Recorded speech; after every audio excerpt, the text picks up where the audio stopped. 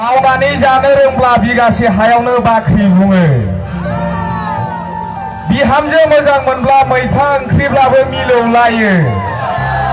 नारजि ओंख्रिब्लाबो अमा मेजेम नांलाया। सम आरो बोथोर नायनानै हिनजाव गोसोथो। साख्रि माव, नांनायनि बारा समायना जिरख'नाय रजिखौनो मोनथारगोन। दुम दाखालजों हिनजाव लानाया बेसेन गैया। महर मोजांब्लाबो मुं गैया। जेराव दङ सेंग्रा सिख्ला, जायनि गोसो मोनसे जाबाय बिसोरखौ हेंथा दाहो।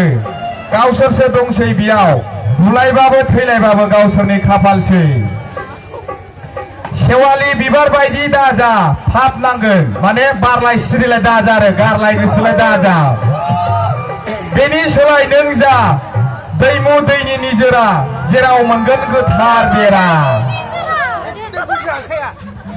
सोरबा नागारोब्ला बेखौ थांनो हो।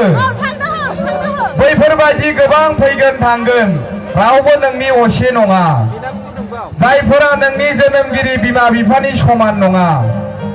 सोरनिबा लोखि हाबनाय न'खराव आगान दाहो। बिसोरो मुगैनो हागौ, नंबां जाबां खोथा खोनागोनबो गोसोआव लाखा। लाइ होबा लाफा दाखा, आनजादबो लादों जानो हागौ।